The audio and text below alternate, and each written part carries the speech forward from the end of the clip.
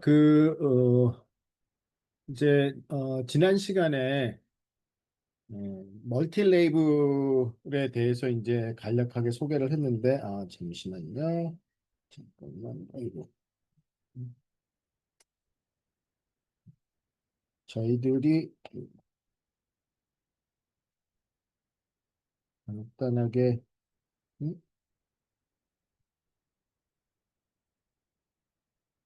음, 음, 음, 음. 간단하게 지난 시간에 배운 내용들을 잠깐만 먼저 시작하기 전에 리뷰를 해보면은, 일단 바이너리 클래시피케이션이 뭔지에 대해서 저희들이 얘기를 했습니다. 바이너리 클래시피케이션. 그래서 일단 클래시피케이션에서 가장 기본이 되는 바이너리 클래시피케이션이고요. 이 얘기는 타겟 값은 두 개 값 중에 하나다. 0 아니면 1. 꼭 뭐 0, 1로 인코딩 할 필요는 없지만은 이제 가장 일반적으로 0 아니면 1로 인코딩을 하고요. 뭐 또는 마이너스 1, 1, 뭐 이렇게 인코딩을 하더라도 뭐 크게 문제가 되지는 않습니다. 이 바이너리 클래시피케이션을 하기 위해서 우리가 세운 모델은 뭐냐 하면 모델의 아웃풋이 뭐가 되기를 원하냐 그러면은 모델의 아웃풋은 probability y가 1일 그러한 어떤 특정한 인풋 x가 주어졌을 때 어, 아웃풋 그러니까 레이블이 1일 그러한 확률 값을 갖다가 모델이 아웃풋으로 내줬으면 좋겠는 거죠. 그래서 보면은 러지스틱 리그레션 같은 경우에는 인풋이 들어오면 우리의 모델은 y가 1일 그런 probability가 나옵니다. 그래서 이 값이 0.5보다 크게 나오면 이제 0에서 1 사이의 값이 나올 테고요. 그렇다면은 이제 우리의 디시전은 y는 1이다. 이제 얘기를 하는 거고요. 만약에 그 아웃풋 값이 0.5보다 작게 되면은 우리의 디시전은 y는 0이다. 라고 이제 한다고 어제 얘기를 했고요. 그러면 이제 이런 모델 중에서 가장 널리 쓰이는 대표적인 모델이 뭐냐 하면은 로지스틱 리그레션. 그래서 로지스틱 리그레션 같은 경우에는 궁극적으로 우리의 출력 값이 뭐 어제 쓴 노테이션을 그대로 쓰면 시그마 오브 W 트랜스포즈 X고요. 그러면 이제 여기서 W가 이제 웨이트 가중치, 그죠? 뭐 이걸 이제 한국말로는 가중치라고들도 많이 부르시죠. 웨이트의 그냥 직접적인 번역. 뭐 웨이트라는 거는 이제 우리 모델의 파라미터이기도 하죠. 그리고 이제 여기서 쓴 시그마라는 거는 로지스틱 펑션이었죠.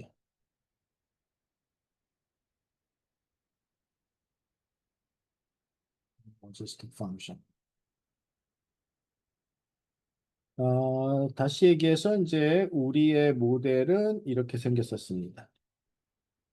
y hat 있고 시그마 오브 w 트랜스포즈 x니까 그 그림으로 그려보면은 이 x축이 w 트랜스포즈 x고요. 그다음에 여기가 2분의 1, 1 해서 궁극적으로 y hat은 이제 이러한 식으로 이제 이렇게 y hat은 시그마 오브 w 트랜스포즈 x. 네. 그래서 0에서 1 사이로 이렇게 바운드가 돼 있고, 즉 다시 얘기해서 이 얘기는 뭐냐 하면은 우리가 리니어 모델을 쓰는데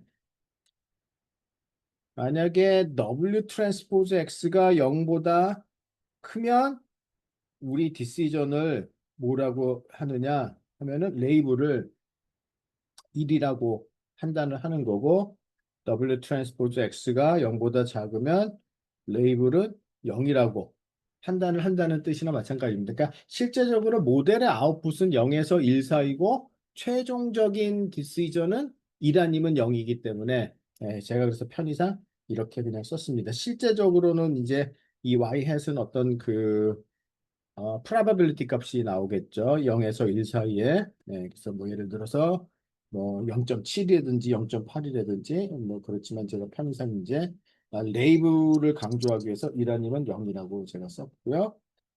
그래서 이제 로지스틱 리그레션을 배웠고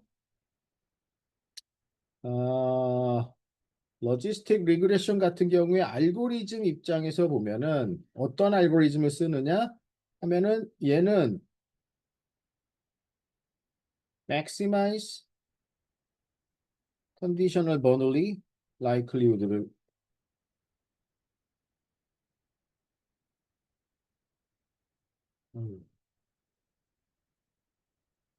conditional Bernoulli likelihood를 maximize 하거나 또는 minimize 똑같은 건데 크로스 엔트로피에라 크로스 엔트로피에라를 이건 뭐 다 슬라이드에 있는 내용입니다. 예. 그래서 최종적으로 나온 알고리즘은 뭐였냐 하면은 뉴턴 메소드를 적용을 했고요. 뉴턴 메소드를 적용했고 뉴턴 메소드는 이제 그 세컨 오더 방법이고 위에 서는 게 IRLS 즉 Iterative Reweighted Least Square 방법입니다. 이게 이제 저희들이 지난 시간에 그 배웠던 내용입니다. 그게 이제 조금 기억이 나십니까?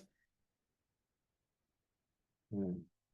자, 그러고 이제 거의 끝 부분에 가서 어, 멀티 레이블 문제를 이제 보여드렸고 이제 그거에 대해서 이제 여러분들한테 숙제를 냈었습니다.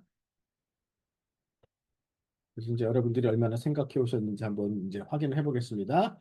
그냥 멀티 레이블 러닝이라는 건 이제 예를 들어서 어떤 이런 이미지가 인풋으로 들어오는 경우에 이거를 이제 우리가 이거에 적절한 레이블을 답해 줘야 되는데 모델이 레이블이 여기는 하나만 있는 게 아닙니다. 그러니까 여기에 보면은 오브젝트들이 dog도 있고 sand도 있고 sky도 있고 그러니까 보통 그냥 클래시피케이션 그러면은 대, 대부분의 경우는 클래시피케이션이 다 싱글 레이블입니다. 보통 이제 우리가 일반적으로 클래시피케이션들은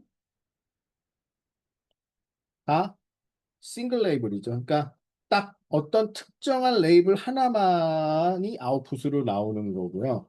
그 클래스의 개수가 종류가 2개, 바이너리 아니면은 뭐 2개, 3개 이상 멀티 클래스 어차피 그래도 다 싱글 레이블 문제입니다. 그러니까 뭐 클래스의 개수가 아무리 많더라도 그 중에 하나를 이제 우리가 정답으로 맞추고자 하는 노력이고요.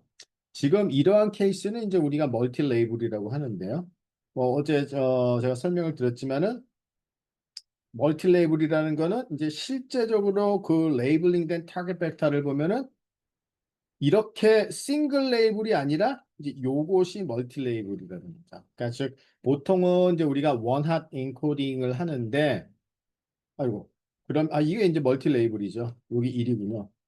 그래서 1, 0, 1, 1, 0. 그러니까 싱글 레이블인 경우는 이와 같이 원핫 인코딩을 하고요. 멀티 레이블인 경우는 일이 몇 번 나타날 수도 있는 겁니다. 그러니까 뭐 얼마나 그 오브젝트들이 있느냐에 따라서.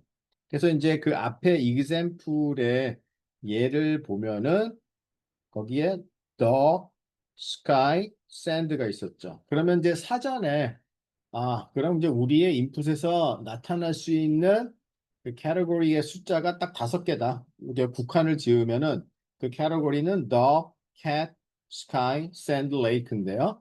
어떤 특정한 인풋 이미지 같은 경우에는 그 중에서 dog, sky, sand가 나타났기 때문에 타겟 값이 1, 0, 1, 1, 0 이제 이렇게 되죠.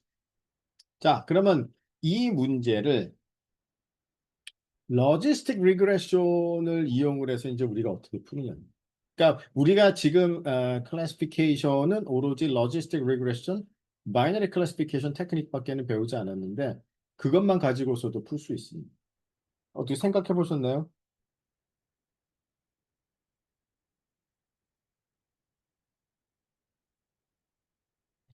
그러면 어떻게 푸느냐 하면은 아주 간단합니다. 자, 그러면 이제 뭐 트레이닝 데이터에 인풋은 뭐 많이 있겠죠. 인풋들이 많이 있고요. 그다음에 그거에 해당되는 아이고 타겟 값들이 있을 겁니다. 그럼 이제 예를 들어서 첫 번째 인풋인 경우에는 뭐 이게 이제 여기가 the cat 뭐였었죠? 샌드 스카이였었나요?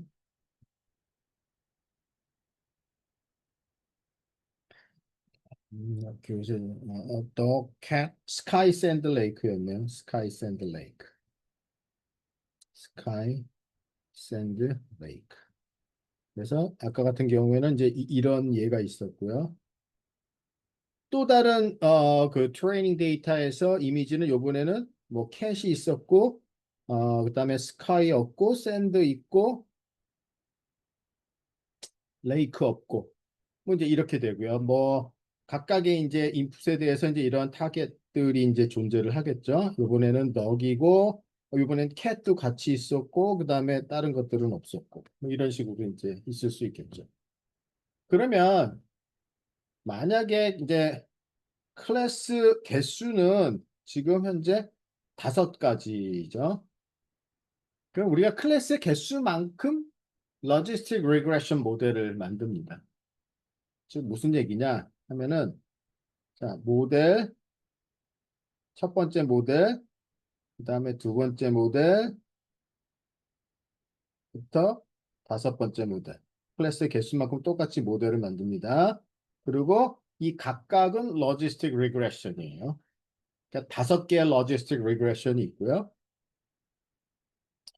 자, 인풋은 공통으로 받아들이고, 자, 얘는 첫 번째는 뭐를 어떤 디시전을 내리냐 그러면 probability 덕일 확률 인풋이 주어졌을 때. 그러니까 오로지 뭐 다른 거는 고려 안 하는 거예요. 자, 이 인풋이 덕이 있느냐 없느냐. 어차피 마이너리니까요. 그러니까 덕이 있느냐 없느냐만 디시전을 내리는 거고요. 두 번째 모델은 캣이 있느냐 없느냐. 그래서 마지막 모델은 probability lake가 있느냐 없느냐. 그러면은 이 우리의 모든 트레이닝 데이터에 대해서 개별적으로 5개의 로지스틱 리그레션을 갖다가 만들면 각각은 바이너리 클래시피케이션이니까요. 그냥 그대로 5개의 로지스틱 리그레션 모델을 갖다가 학습을 시킵니다. 같은 트레이닝 데이터에 대해서. 그리고 이제 최종적으로 만약에 우리가 인퍼런스를 할 때도 어떻게 하느냐? 이 5개의 모델에 다 집어넣습니다. 네, 그래서 뭐 보니까 5개의 모델에 다 집어넣는데 자 여기서 0.5보다 크게 나왔다. 요 두 군데서 여기는 아니었었고 그러면 이제 덕하고 그냥 레이크가 있구나라고 이제 디시전을 갖다가 내리는 거죠. 그거를 이제 제가 여기다가 써놨는데요. 그렇습니다. 그러니까 멀티 레이블 같은 경우에는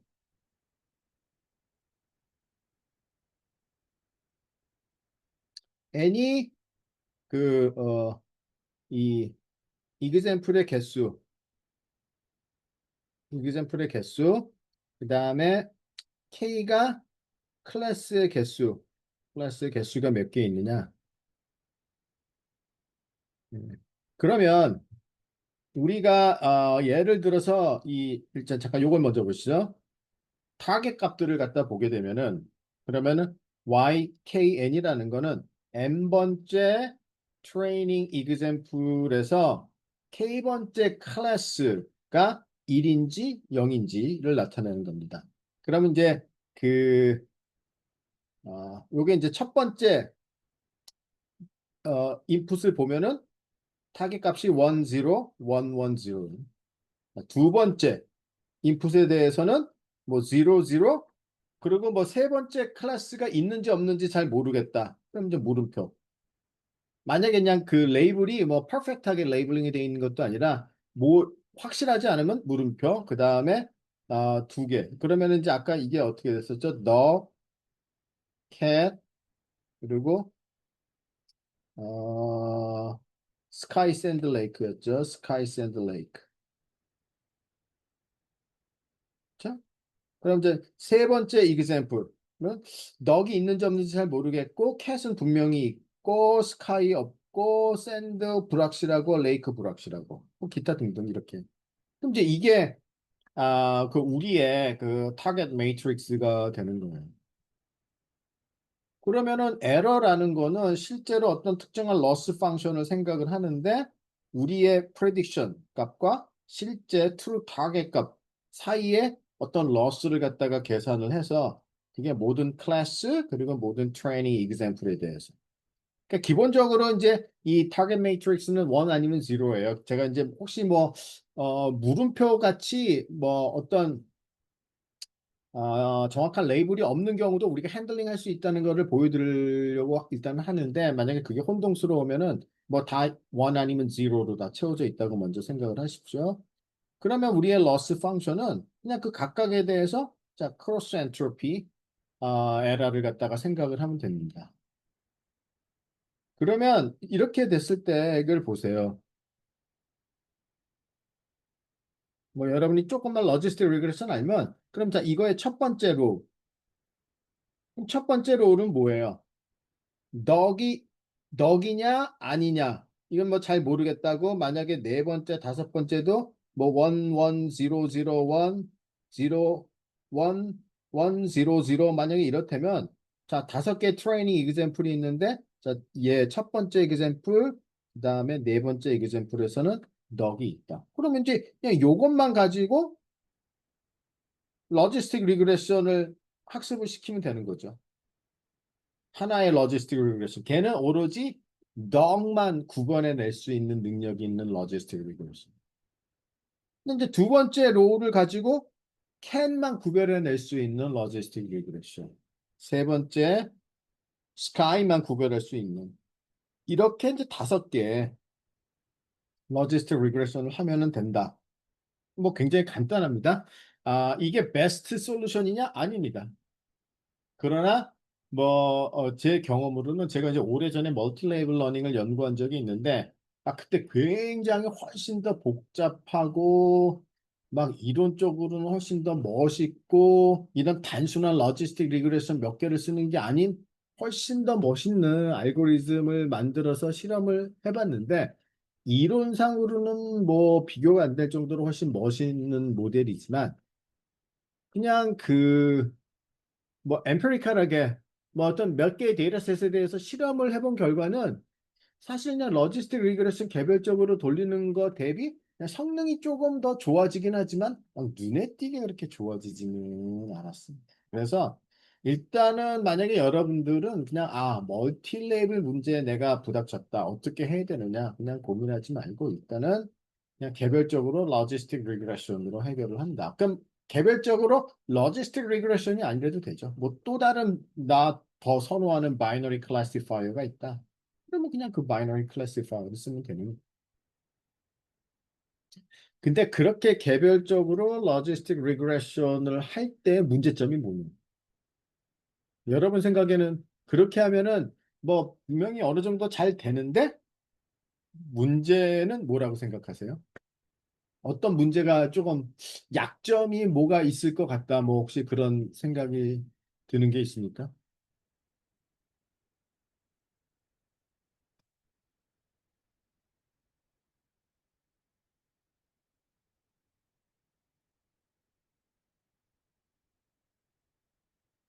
뭐 처리해야 할 양이 이제 약점이라고 생각하시는 분이 있는데요. 그러니까 5개, 지금 이거 같은 경우에는 5개의 로지스틱 리그레션들을 학습하고 인퍼런스를 할 때도 5개 로지스틱 리그레션 모델에다 다 집어넣어서 최종적으로 결론을 내야 돼서, 근데 뭐, 물론 뭐, 싱글 레이블에 비해서는 약간의 계산량은 늘어나지만, 사실 로지스틱 리그레션은 뭐 학습하는 데나 인퍼런스 하는데 그렇게 오버헤드가 거의 사실 요새 같은 시대에는 거의 없다고 볼 수도 있습니다. 그래서 뭐 그 계산량은 이제 크게 문제는 되지는 않고요.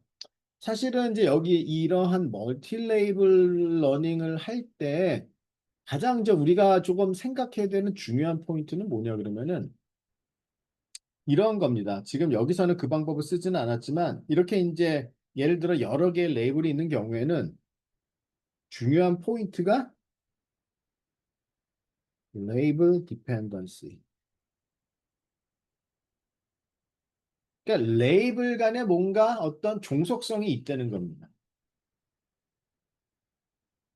지금 이 example에서는 뭐 특별하게 종속성이 있어 보이는 거는 명확하지는 않은데 만약에 지금 어떤 요게 해변가라고 치면요.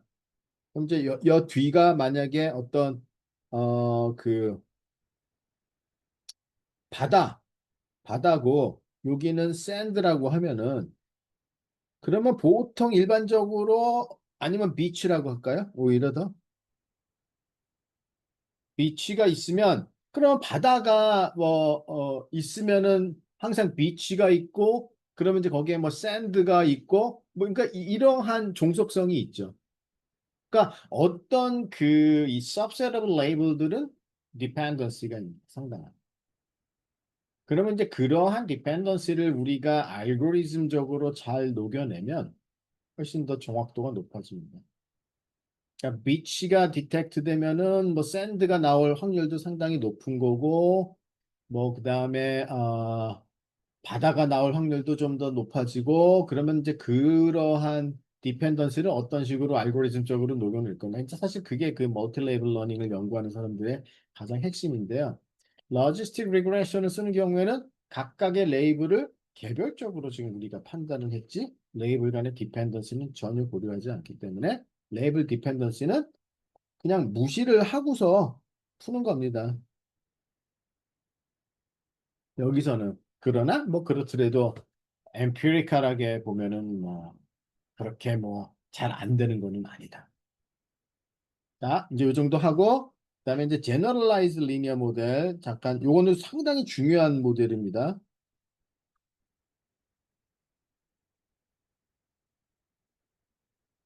이거는 뭐 그냥 클래식하게 굉장히 많이 쓰는 모델이에요. 그래서 또 뒤에도 자주 그 나타나게도 될 텐데요. 제너럴라이즈 리니어 모델이라는 건 뭐냐 그러면 일단은 보세요. 그러니까 리니어 모델이라는 건 뭡니까?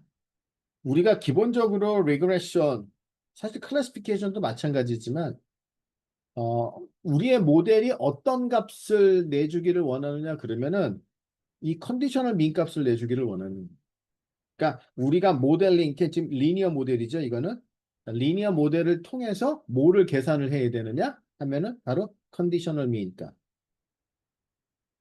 이거는 그냥 그 리그레션에 관련된 책 좋은 책이라면은 제 생각에는 첫 페이지 딱 두 번째 페이지에 나와야 되는 내용.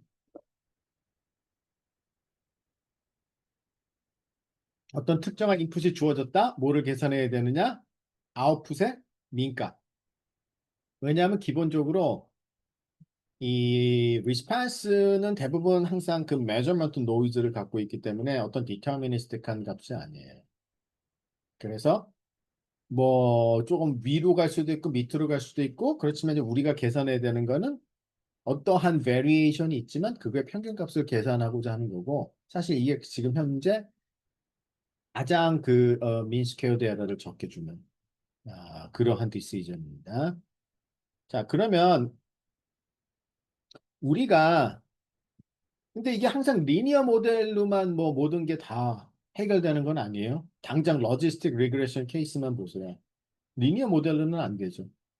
왜냐하면 리니어 리그레션을 하게 되면은 아웃풋이 뭐 어떤 음수값이 나올 수도 있고 뭐 아니면 아주 큰 양수값이 나올 수도 있는데 지금 바이너리 클래시피케이션 같은 경우에는 아웃풋이 뭐가 돼야 되느냐? 0에서 1 사이에 어떤 probability 값으로 나와야 되는 거. 그러면은 매치가 안 되잖아요. 자, 그래서 이제 generalized linear 모델이라는 건 뭐냐 하면 우리가 리니어 모델에서 이 컨디셔널 민값을 타겟으로 하는데 그거를 어떤 펑션을 G라는 펑션을 거쳐서 나온 값이 리니어 모델로 표현되게끔 하는 겁니다. 그래서 이 G를 우리가 이제 링크 펑션이라고 부르죠.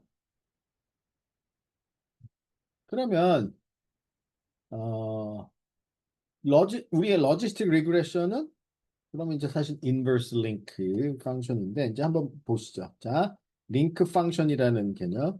네.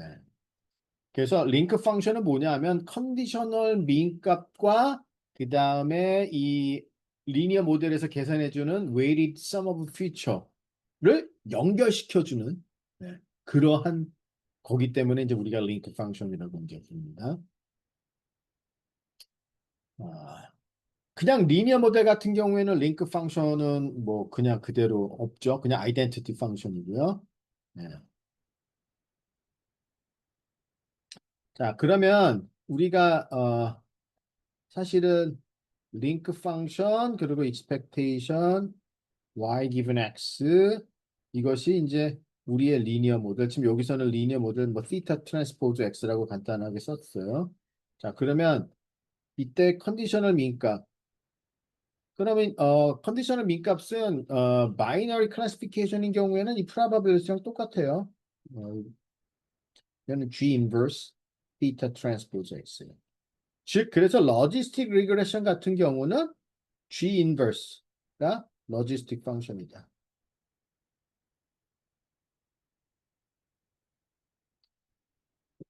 로지스틱 리그레션의 경우는. 근데 뭐 아직 이게 왜 중요한지는 그렇게 피부로 느끼지는 못했을 겁니다. 뭐 이것도 조금 자꾸자꾸 이제 다양한 상황에서 이제 접해보고 아 이게 이래서 필요하구나라는 걸 좀 느끼실 날이 이제 올 텐데요. 뭐 이건 보자마자 아이 뭐 이런 모델은 뭐 왜 배우나 뭐 이렇게 생각하실 수도 있는데 일단은 이런 개념이 있구나라는 정도 일단 받아들이시고 뭐 이제 여러분들이 더 뭐 좀 더 익숙해지면은 이게 라이클리후드에 따라서 이제 뭐 이런 게 결정이 되는구나 할 텐데 일단 그냥 기본적으로 리니어 모델은 가우시안 디스트리뷰션을 가정하는 거나 마찬가지입니다. 그 probability 관점에서 보면은 그러면 가질 수 있는 값은 그냥 실수 값이고요. 그때 링크 펑션은 그냥 아이덴티티 펑션이에요. 그러다 보니까 그대로 그냥 인버스 링크도 똑같아지고 우리가 이제 지금 바이너리 클래시피케이션 같은 경우에는 이제 그 아웃컴이 이제 버널리 디스트리뷰션을 따른단 말이에요. 그래서 0 아니면 1. 그래서 이러한 경우에 링크 펑션은 이렇게 이제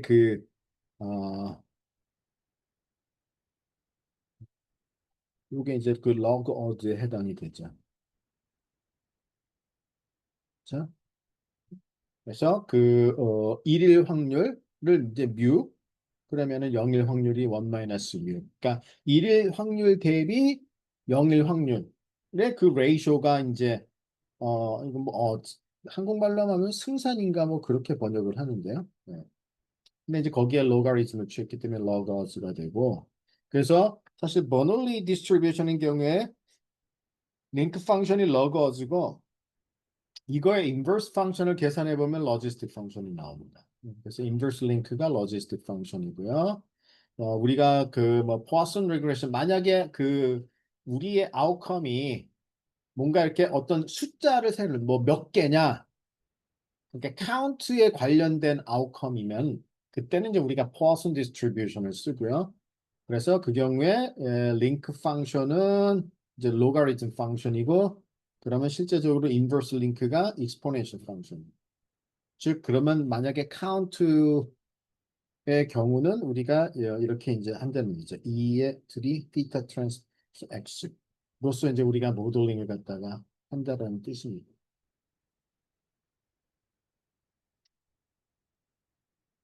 로지스틱 리그레션의 케이스를 좀 더 보면은 자, 우리가 처음에 얘기했던 것이 y가 1의 probability 값을 계산해 주면 좋겠다, 우리의 모델이. 그래서 그렇게 접근을 하는 겁니다. 그래서 이제 우리가 그 y가 0 아니면 1이기 때문에 그게 버널리 디스트리뷰션을 가정을 했고요. 그때 민이 뮤라는 얘기는 즉 그러면 이민 값은 이거랑 똑같죠. y가 1의 probability.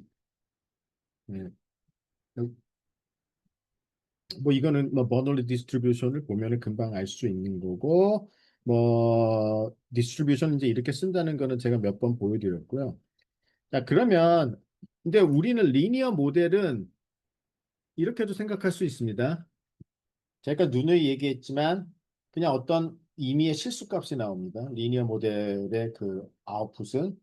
근데 바이너리 클래시피케이션 같은 경우는 이제 0에서 1 사이의 확률값이 나와야지 되는 거예요. 그러면 우리가 reparameterize를 하는 거죠. 왜 우리는 지금 0에서 1 사이에 확률값이 나오게끔 되어 있는데, 즉 그것이 mu입니다. 여기서 그거를 이제 실수값이 나오게 reparameterize를 어떻게 하느냐 그러면 우리는 이 mu를 directly 계산하는 것이 아니라 우리는 그러면 이걸 승산 만약에 뮤가 뭐 이길 확률 그러면은 이게 이길 확률 대비 질 확률 그게 이제 바로 승산이죠. 거기다가 이제 로가리즘을 하면은 뭐 사실 이제 이길 확률과 질 확률이 이제 시메트릭하게 어, 바뀌고요. 어, 그래서 이제 이러한 릴레이션을 갖다가 이용하게 되고 이거를 이제 우리가 이 아, 리니어 모델로 이제 계산을 하자. 그래서 실제 리니어 모델이 θ 트랜스포즈 x가 뭐를 계산하느냐 하면은 log의 mu over 1 마이너스 mu를 갖다가 계산하는 거예요. 왜냐면 이제 이게 log어즈 값은 실수 값입니다. mu는 0에서 1 사이지만은 그래서 이거를 우리가 보면은 이 러거즈의 인버스가 로지스틱이고 그거 뭐 계산해 보면 됩니다. 그래서 실제로 이제 우리가 계산하고자 하는 뮤는 이렇게 이제 시그마 오브 시타 트랜스포즈 x가 되는 거죠. 그래서 인버스 링크 펑션. 그래서 이제 로지스틱 리그레션은 제너럴라이즈 리니어 모델의 아주 대표적인 예고요. 제너럴라이즈 리니어 모델은 뭐 또 다양한 형태로도 나타나는데 자, 지금까지 설명한 게 뭐 사실 처음 들어보실 수도 당연히 처음 대부분 분들은 처음 들어볼 테고 이게 익숙하지 않은 겁니다. 그래서 전혀 이해가 안 간다. 뭐 상관없습니다. 아, 한 번쯤은 제가 간략하게 그냥 뭐 이거를 더 자세하게 얘기하고자 하면은 한도 끝도 없지만 또 그러면은 또 시간이 낭비고 최대한 어느 정도는 설명을 하고 했지만 대다수 분들은 이해가 잘 안 갈 겁니다, 당연히. 그래서 어, 제가 그랬죠. 이제 자꾸 이해하는 게 아니라 익숙해지는 거라고요. 일단 지금 이해가 안 간다? 걱정하지 마세요. 언젠가는 익숙해지면 이게 자연스럽게 이해가 되는데 그러면 여러분들이 하나 뭐를 기억해야 되느냐? 막 이런 무슨 지금 도대체 뭐 링크 펑션이고 야, 뭐 이렇게 맨날 수학적으로 얘기를 하느냐? 왜 지금 뭐 내가 이런 걸 알아야 되느냐? 자, 이거 하나만 기억하기로 하겠습니다. 자, 지금 제너럴라이즈 리니어 모델 다 잊어버리더라도 이거를 기억을 하세요. 그러면 뭐냐 그러면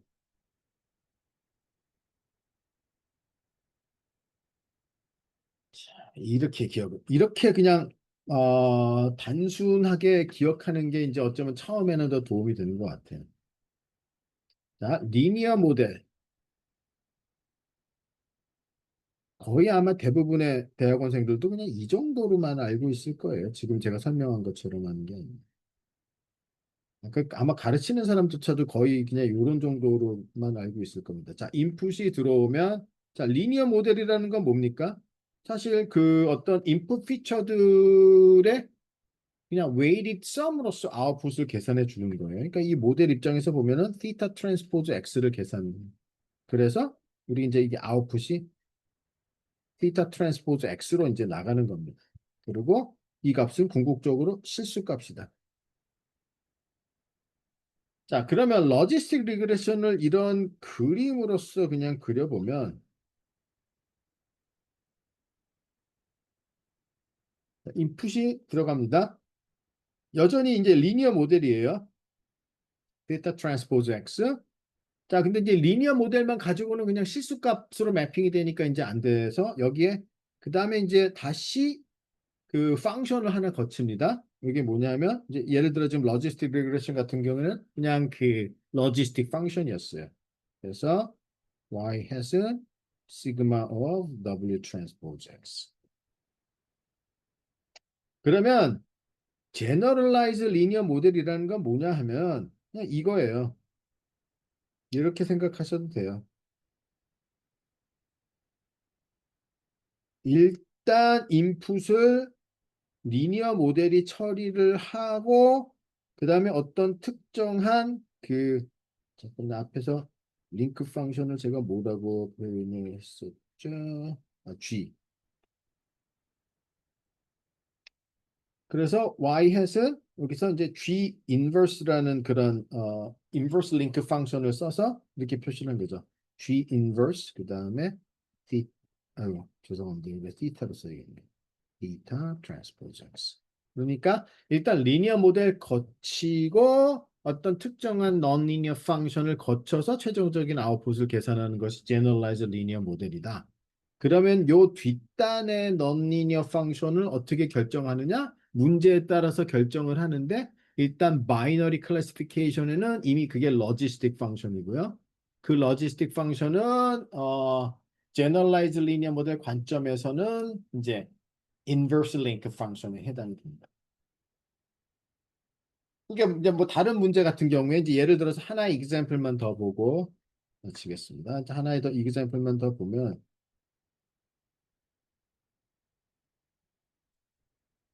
만약에 우리가 Poisson distribution을 그러니까 이 outcome이 어떤 count에 관련된 거예요. 뭔가를 이렇게 세는 개수에 관련이 된다면. 그러면 이제 그 경우에 단순히 리니어 모델을 써갖고는 안 되죠. 왜냐면 뭐 count라는 거는 이제 뭐 0, 1, 2, 3, 4, 5 이제 이런 식으로 되는 겁니다. 기본적으로 포지티브한 근데 뭐 그게 꼭 인티저로 카운팅이 될 필요는 없지만 기본적으로 양수로 해야 됩니다. 카운팅은 0.1, 0.2도 뭐 그렇게 프랙셔널한 카운팅도 포함이 되니까 일단 양수로 해야 됩니다. 그래서 그렇게 그러면 이제 일단 카운팅에 관련됐을 때는 보통 기본적으로 우리가 선택하는 것이 Poisson distribution이고요. Poisson distribution 같은 경우에는 링크 펑션이 로그예요. 그래서 이 컨디셔널 mean의 log가 바로 이제 그 weighted sum이 되고요. 그 inverse link, log의 inverse는 exponential function이죠. 그래서 즉, 이 conditional mean 값은 이제 이렇게 2에 그 다음에 theta 0 플러스 그 다음에 이제 하여튼 weighted sum으로 나타납니다. 그럼 그 얘기는 뭐냐 하면은 그 각각 피처들의 이펙트는 이제 더 이상 더하기로 표시된 것이 더하기가 아니라 곱하기로 이제 표시가 되는 거죠. 왜냐하면은 2의 theta 0 곱하기 2의 예를 들어 그다음에 뭐 theta 1 x1 2의 theta 2 x2 이제 뭐 이런 식으로 표시가 될 거 아니에요. 그렇죠? 그래서 그 이펙트들이 이렇게 이제 곱하기로 표시가 된다. 는 겁니다. 네. 그래서 뭐 예를 들어서 그 뭐 이제 covariat이 뭐 stress, sleep, work 이제 이러한 것들이 이제 covariat이고요. 그런 covariat이 주어졌을 때 커피를 한 몇 잔 정도 마실지를 갖다가 이제 예측을 하는 데이터 문제고 그래서 그 데이터를 컬렉트해서 우리가 이런 이제 리그레션 모델을 갖다가 학습을 시키면 그때는 커피 몇 잔. 그러니까 그러면은 이제 그게 어떤 양수로 나타나야 되고 카운트에 관련이 되기 때문에 Poisson distribution을 가정을 하고요. 타겟이 Poisson distribution이라면 링크 펑션은 보통 이제 우리가 log를 쓰고 인버스 링크가 exponential 펑션이 돼서 그래서 이제 실제적으로 그 이 outcome 컨디셔널 민 값은 2의 exponential of 그다음에 weighted sum으로써 그래서 뭐 이거를 갖다가 학습을 시켜서 parameter theta들을 학습을 시키게 되면은 그러면 이제 우리가 몇 잔일 뭐 예를 들어 이제 뭐 스트레스는 얼마, 슬립은 얼만큼, 워크는 얼만큼 인풋을 집어넣으면은 한 몇 점 정도 마실 것 같다는 이제 그런 게 아웃풋으로 이제 나옵니다. 그래서 Poisson distribution의 경우에 example을 봤고요. 어, 한 가지만 더 추가를 하면요. 그 다음 이제 멀티 클래스 있죠. 그러니까 이제 클래스 개수가 많아요. 이제 바이너리가 아닙니다. 더 이상. 그러면은 예를 들어 이제 이런 거죠. 뭐 그림과 같은 경우에는 뭐 1, 2, 3.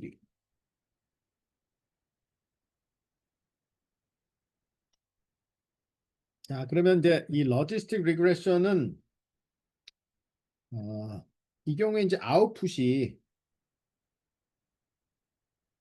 이 모델의 아웃풋이 세 개가 나오는데 뭐가 나와야 되느냐? 그러면 첫 번째 아웃풋 노드는 y가 1일 probability, 두 번째는 y가 2일 probability, 세 번째는 y가 3일 probability. 여기다 설명하겠습니다. 자, three class 문제를 갖다가 보면은 인풋이 들어가고 이제 우리의 모델이 보면은 아웃풋이 세 개가 나옵니다. 세 개가 나오게끔 디자인을 하는 거예요. 그래서 이 첫 번째 아웃풋은 y가 1일 probability, 두 번째 아웃풋은 y가 2일 probability, 세 번째는 y가 3일 probability.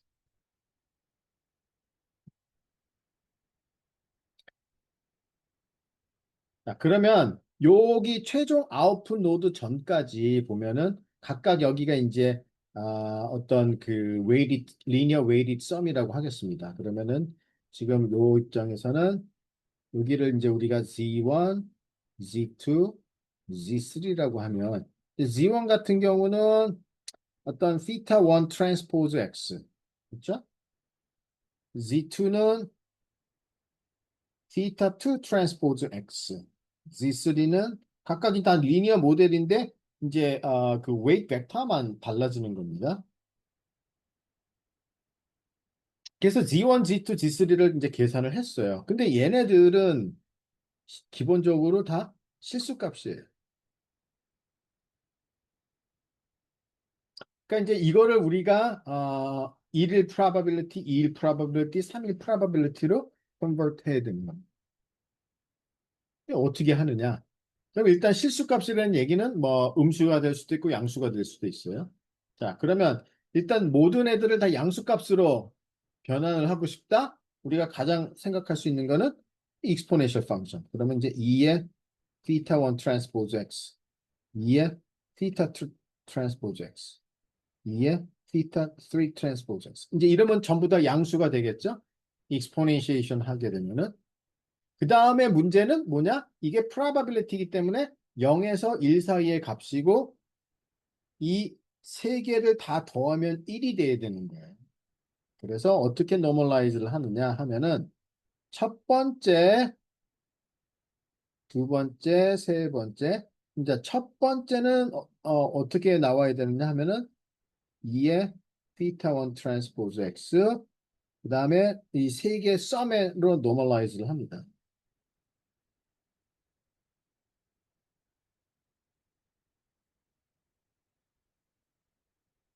그렇죠? 이제 두 번째는 분모는 똑같고 분자만 바뀌는 거예요. 두 번째는 2의 theta 2 transpose x 그리고 분모는 똑같아요. 이 다 더하기. 이게 그대로 들어. 세 번째도 분자만 theta 3 transpose x가 되고 이거는 똑같고. 그러면 다 더하면 어떻게 됩니까? 분모 분자 캔슬 돼 갖고 1이 되겠죠.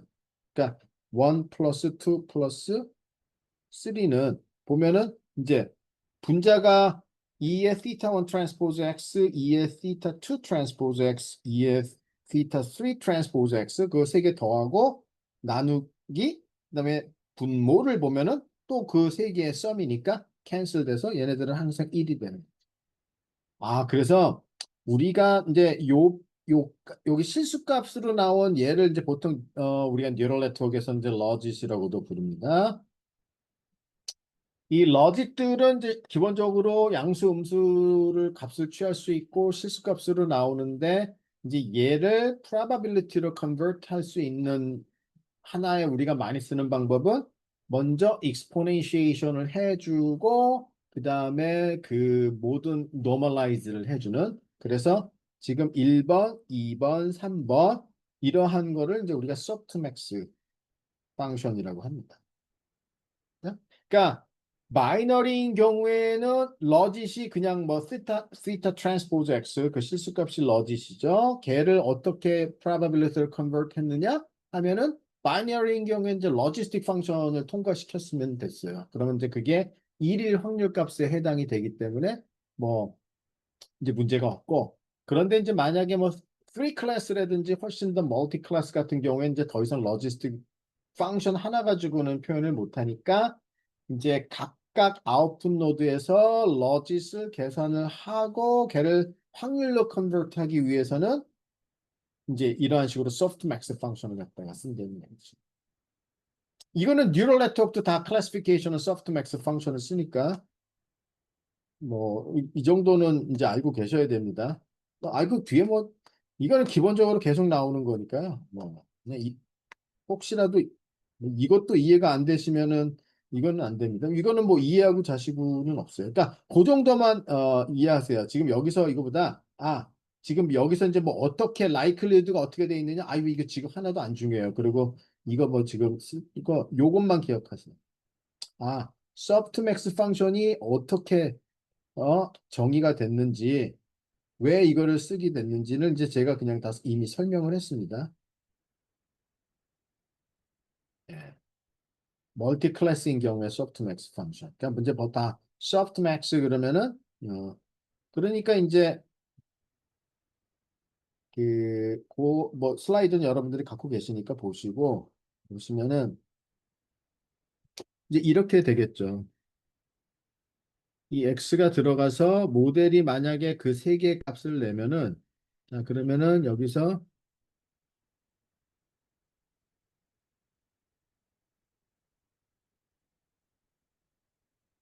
실제 그러면 y가 k일 probability k번째 아웃풋은 노드는 어떻게 계산되느냐 하면 이렇게 계산된다는 얘기예요. theta 1 transpose x, theta 2 transpose x, 예, theta 3 transpose x. 그래서 이제 이 각각 softmax 펑션이 이제 여기 뭐 0.2, 0.7, 0.1 이제 이런 식으로 값을 계산해 주면 max가 두 번째면 이제 이게 두 번째 캐터고리에 속한다라고 이제 최종적인 디시전을 갖다가 내는 거죠. 그래서 이게 이제 softmax 펑션. softmax 펑션은 당연히 이제 친숙해질 필요가 있습니다. 자, 여기까지 잠깐 하고 10분간 브레이크를 가지고 9시에 다시 시작하겠습니다.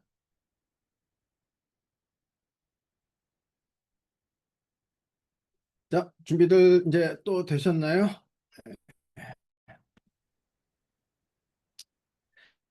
자, 그럼 이제 이번에는 주제가 피처 셀렉션이라고 불리우는 건데 이제 이게 뭐냐 그러면은 간단하게 제가 말씀을 이미 드렸지만은 이제 인풋 피처들이 이제 상당히 많을 때, 즉 코베리에이트의 개수가 상당히 많을 때 그러면 이제 내가 어떤 피처를 쓰는 게 좋은지 판단하기 어려운 경우가 상당히 많죠. 만약에 그 문제 도메인에서 어떤 엑스퍼트 knowledge가 있어서 야 그래 우리 문제에서는 이 100개의 피처 중에 한 요거 한 10개 정도가 상당히 중요한 거고 뭐 나머지는 그다지 그렇게 영향력이 없어라고 판단을 할 수 있으면은 우리가 모델링을 할 때도 그 10개의 피처만 가지고 할 텐데요. 이제 그런 거를 판단하기 어려운 경우에는 이제 우리가 어떻게 해야 되느냐. 그래서 이제 몇 가지 방법이 있고요. 그거랑 관련해서 그러면 이제 우리의 기본적인 스탠다드 리니어 모델을 보면은 인풋 피처가 x1부터 xd까지 D개가 있을 때 이제 그 각각 앞에 이제 코에피션트가 붙죠. 그럼 우리가 이제 뭐 prediction accuracy를 높일 수도 있고요. 만약에 어떤 피처의 그 영향력 있는 피처의 개수들을 갖다가 적절하게 잘 선택을 해서 총 피처의 개수를 줄이게 되면은 그리고 interpretability가 좋아진다고 얘기를 했습니다. 이미 라쏘에서 그런 거를 얘기를 했었죠. 그래서 이 이제 우리의 그 데이터 포인트의 개수가 large n개고 그 다음에 피처의 개수가 large d인데 만약에 데이터 포인트의 개수 large n이 그냥 d보다 그렇게까지 크지는 않아요. 네. 그러면은 이 상당히 오버피팅이 일어날 수도 있고 그래서 어떤 새로운 테스트 데이터에 대해서 프레딕션의 성능이 상당히 떨어질 수도 있습니다. 그 다음에 피처의 개수가 더 많을 때 observation의 개수보다는 뭐 그러면은 이제는 리스트 스퀘어는 더 이상 리스트 스퀘어를 풀어가지고는 이제 솔루션이 나오지는 않고요. 실제는 이제 뭐 이 경우에는 훨씬 더 많은 그러니까 무한개의 솔루션들이 있는데 이제 그 중에서 뭐 어떤 솔루션이 좋은지도 사실 모릅니다. 네. 그래서 리스트 스퀘어는 일단 동작을 하지는 않는다. 네. 그러니까 굉장히 성능이 안 좋습니다. 뭐 그건 이미 이제 라쏘를 설명할 때도 했었고요. 그 다음에 뭐 interpretability 관점에서도 너무 많은 피처를 설명하는 거는 좋지 않으니까 불필요한 irrelevant한 피처들을 갖다가 줄여서 좀 interpretability를 높이자. 이제 이러한 것들이 있습니다. 자, 그래서 그러면 이제 어떤 방법들을 쓸 수 있느냐? 크게는 한 세 개의 캐러고리가 있습니다. 우리가 쓸 수 있는 방법이 subset selection이라는 것이 이제 뭐 그 variable selection, 즉 feature selection에 해당이 되고 오늘 여러분들한테 강의할 내용입니다. 그래서 네, 이것이 이제 우리가 오늘 살펴볼 거고요. regularization, shrinkage 이거는 이미 우리가 봤습니다. 네, 그래서 이제 regularization은 이제 ridge regression이나 lasso를 통해서 이제 하는 건 봤고 dimensionality reduction이라는 거는 아예 그냥 그 어떤 input 여기서 말하는 dimension이라는 거는 이제 사실 그 피처의 개수에 해당이 되죠. 그래서 large D가 인풋 디멘전이에요. 이거를 어떤 스몰 d 디멘전으로 줄이는 겁니다. 뭐 이게 대표적인 것이 여러분들이 많이 들어본 PCA 이런 거죠. 자, 그래서 subset selection, 그러니까 우리가 어떤 100개의 피처가 있다. 그 중에서 유용한 subset을 갖다가 고르는 거나 마찬가지예요. variable selection이라는 건 이제 그런 의미에서 이제 subset selection이라고도 부르고 세 가지를 살펴볼 겁니다. best subset selection, forward stepwise selection, backward stepwise selection. 이제 뭐 regularization 관련된 거는 ridge regression이나 lasso는 이미 강의를 했기 때문에 이제 여러분들이 조금은 다 알고 계시는 거고 dimensionality reduction은 뭐 제가 이 regression의 경우에 이제 전통적으로 쓰는 것이 뭐 principal component regression이라든지 partial least square regression이라는 테크닉이 있는데 뭐 이거는 뭐 꼭 여러분들한테 강의를 해야 되는 것 같지는 않아서 일단 이번 강의에는 포함을 시키지 않았지만은 혹시라도 뭐 그런 게 궁금하다면 나중에 저한테 물어보시면 뭐 그러면 제가 알려드릴 수는 있습니다만 일단 오늘은 요거 세 가지를 이제 오늘 밤에는 이제 요 세 가지를 보도록 하겠습니다. 자, 그러면 우리가 어떤 놈이 좋고 어떤 놈이 안 좋다. 그걸 어떻게 판단을 할까요? 어떤 피처가 좋고 어떤 피처가 안 좋다. 그러니까 어떤 모델이 베스트 모델이냐? 뭐를 기준으로 베스트? 그러니까 항상 우리가 뭐 베스트, 옵티마 뭐 이런 거를 얘기할 때는 정확하게 뭐를 기준으로 베스트냐를 하는 거죠. 그렇죠? 뭐 만약에 사람도 베스트 퍼슨 그러면은 제일 좋은 사람? 뭐 어떤 면에서 뭐 그런 게 있어야 되잖아요. 그냥 막연히 베스트라는 건 없습니다. 그렇죠? 뭐 일을 제일 잘하는 사람? 아니면 뭔가 술을 제일 잘 마시는 사람? 아니면 뭔가 노래를 제일 잘하는 사람? 뭔가 베스트라는 것은 이제 뭐 그런 어떤 특정한 메저가 있어야 되고요. 그래서 그러면 우리가 모델링을 하는 사람 입장에서 베스트는 어떻게 뽑느냐? 그러니까 베스트가 우리한테 뭐를 주는 것이 베스트냐? 하면은 사실 테스트 에러가 가장 적은 모델이 베스트죠, 우리한테는. 즉 뭐냐? 어떤 이제 나중에 테스트 데이터에 대해서 성능이 제일 좋은 게 베스트입니다. 그러면 근데 우리가 모델을 선택하는 데 있어서 테스트 데이터는 우리한테 주어지지는 않아요. 우리한테는 그냥 트레이닝 데이터밖에는 없는데 어떻게 테스트 에러를 계산해서 테스트 에러가 가장 적은 거를 주는 그 뭔가를 모델을 우리가 먼저 어떻게 선택을 하느냐. 그러면 근사적으로 테스트 에러를 어떻게 계산하느냐. 그거를 이제 먼저 살펴봐요. 그래서 테스트 에러를 이런 식으로 우리가 보통 practically 계산을 하는구나. 그러면 테스트 에러를 자 이런 어떤 그러니까 सब셋에 대해서 테스트 에러들을 다 계산을 하면은 어느 सब셋이 베스트인지는 뭐 우리가 쉽게 계산할 수 있어요. 자, 그래서 테스트 에러 어떻게 계산하느냐? 뭐 이런 거는 아주 기본적으로 알고 있어야지 되고 실제 뭐 우리가 많이 쓰는 방법이기 때문에 뭐 이거는 뭐 뉴럴 네트워크가 됐건 리니어 모델이 됐건 다 똑같습니다. 어차피 이거는 그거랑 상관없이 쓰는 테크닉이라서요. 그 two common approach를 보면은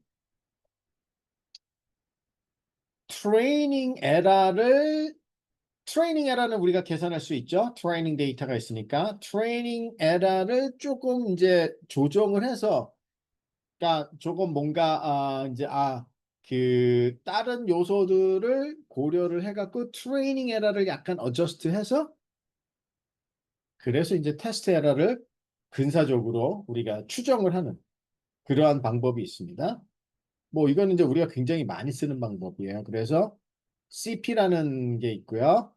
AIC라는 게 있고 BIC라는 게 있고 또 adjusted out squared value가 있고 그렇습니다. 이제 이게 이 네 가지가 우리가 가장 많이 쓰는 그러니까 CP, 뭐 mellowed CP 이제 이런 뭐 이미 이건 다 구현이 돼 있는 거기 때문에 뭐 여러분들이 용어에는 크게 신경 쓰지 마시고요. 네. 그다음에 이제 두 번째 그 아까 있게 information criterion AIC 아까 있게는 일본이 가장 대표적으로 자랑하는 통계학자입니다. 네. 또 아마도 뭐 동경대 교수님이셨겠죠? 예. 그러니까 일본이 가장 그 자랑하는 통계학자. 예. 그러니까 그런 이제 이런 인포메이션 크라이테리언도 만들었고 이제 이렇게 딱 이름까지 본인의 이름까지 이제 들어갑니다. 음. 우리나라도 뭐 이제 이런 인물들이 이제 앞으로 이제 나와야죠. 네.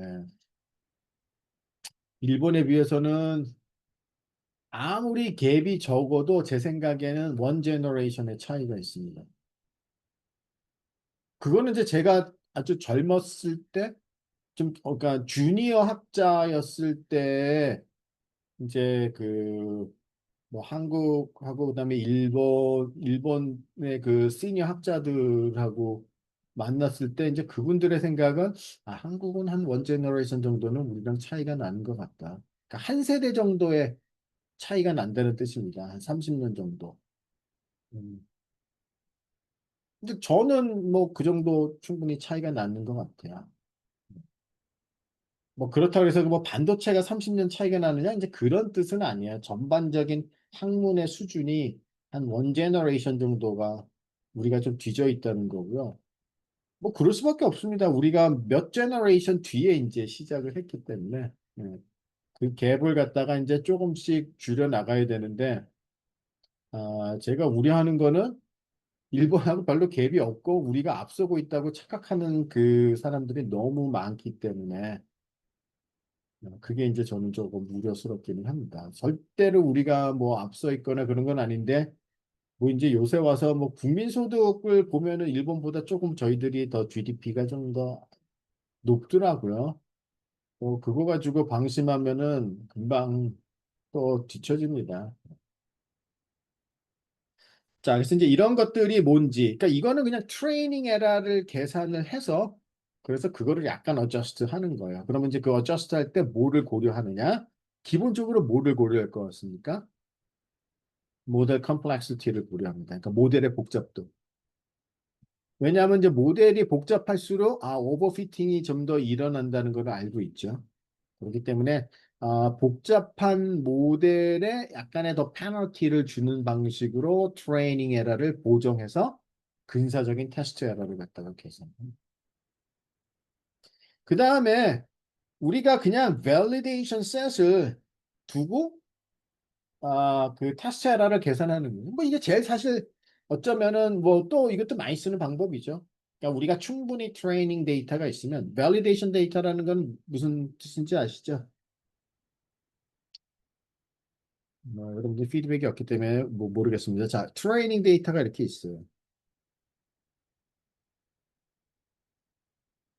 트레이닝 데이터가 있으면 트레이닝 데이터를 스플릿합니다.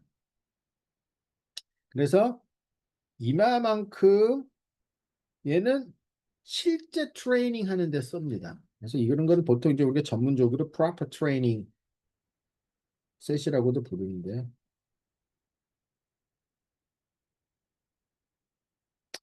진짜 모델 트레이닝 하는 데 쓰고 그다음에 나머지 띄워놓은 거는 사실 이거는 true 레이블은 있죠. 트레이닝 데이터니까. 근데 학습에는 사용이 되지 않았어요. 자, 얘가 validation.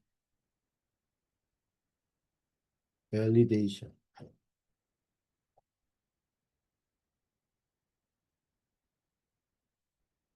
validation. validation set. 그래서 마치 얘가 이제 그 테스트 데이터의 역할을 하는 겁니다. 트레이닝에 사용되지 않았기 때문에. 그리고 정확하게 true 레이블들이 다 존재를 하니까 학습을 다 시킨 다음에 validation set을 이용을 해서 validation error를 계산을 하고 그게 이제 테스트 에러를 잘 근사화한다고 생각을 하는 거죠. 또는 크로스 밸리데이션 설명을 했었죠. 그러니까 아예 그냥 하나의 밸리데이션 셋을 띄워놓든지 아니면 트레이닝 데이터를 nfold로 나누어서 크로스 밸리데이션을 수행해서 밸리데이션 에러를 계산하든지 뭐 그거는 이제 제가 따로 설명은 안 하더라도 밸리데이션 그러니까 에러를 어떻게 계산하는지 아시겠고요. 이제 이 첫 번째 방법 그러니까 트레이닝 에러를 어저스트먼트 하는 이제 몇 가지 테크닉은 뭐 여러분들이 본 적이 없으니까 이제 그거를 좀 간단하게 설명을 하겠습니다. 그래서 이제 멜로드 CP라는 메저는 어떻게 디파인이 돼 있냐 하면은 일단 나는 뭐 그렇게 많이 보면 일단 CP는 어떻게 디파인이 돼 있느냐 SSE 나누기 시그마 해트의 제곱 플러스 2D 마이너스 N 뭐 이렇게 공식으로 주어져 있습니다. large n, number of observation, 데이터 포인트의 개수가 몇 개냐? small d, number of predictors, 즉 number of parameter가 되겠죠. 여기서 그러니까 즉 뭐 number of predictor라는 건 number of feature에 해당이 되고 그거는 number of parameter.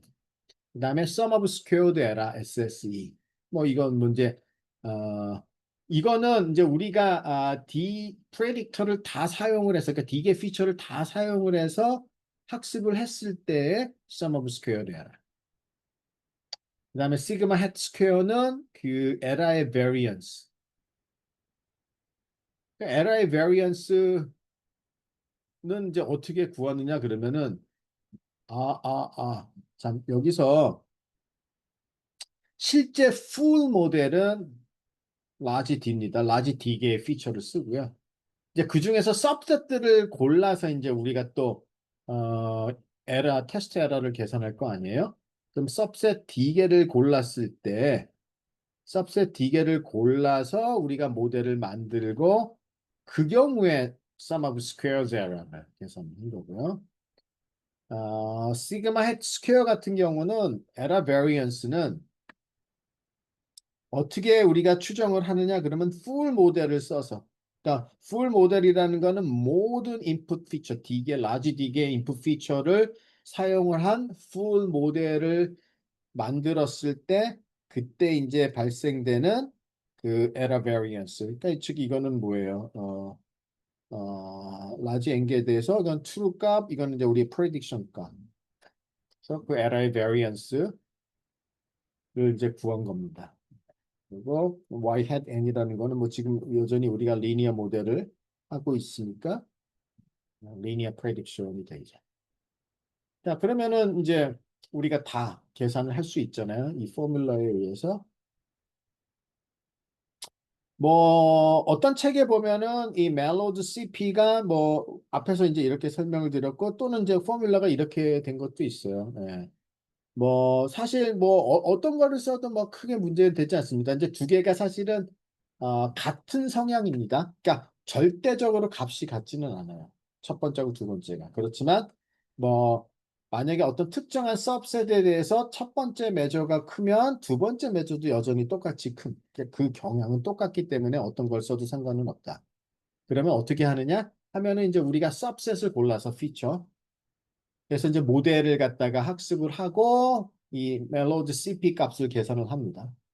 이게 이제 이 CP 값이 그러니까 테스트 에러인 셈이에요. 이게. 그러면 이제 가능한 सब셋에 대해서 다 계산을 하고 베스트 이내를 고르면 되죠.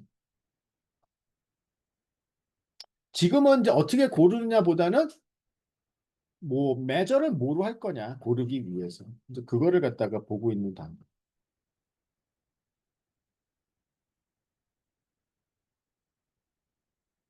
자, AIC, BIC는 어떻게 계산을 하느냐 하면은 자, 여러분의 모델 라이클리후드가 있으면 지금 여기 이 L은 어 likelihood의 maximum 값, 그러니까 maximum likelihood의 그 값을 갖다가 의미합니다. 모델에.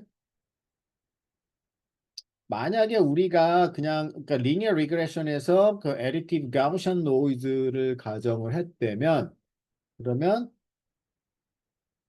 log likelihood의 값은 그냥 sum of squared error의 비례를 하고요. 이게 이제 베리언스로 나눠주고 뭐 2로 나눠주고 뭐 이런 거죠. 그러니까 만약에 뭐 리니어 모델 쓰고 그냥 가우션 노이즈를 기본적으로 가정을 하면 이 값은 이제 이렇게 그냥 해서 스퀘어드 에러가 곧 그 라이클리우드하고 관련이 있죠. 자, 그러면 이 AIC는 뭐냐 그러면은 마이너스 2 log L 플러스 2D. D라는 거는 이제 그 우리가 어떤 선택한 सब셋의 경우에 파라미터의 개수 또는 뭐 피처의 개수입니다. 이 얘기는 뭐냐면 피팅이 잘 되면 L 값은 상당히 커지죠. 그러니까 아니 모델이 피팅이 잘 될수록 라이클리우드는 더 증가할 거 아니에요.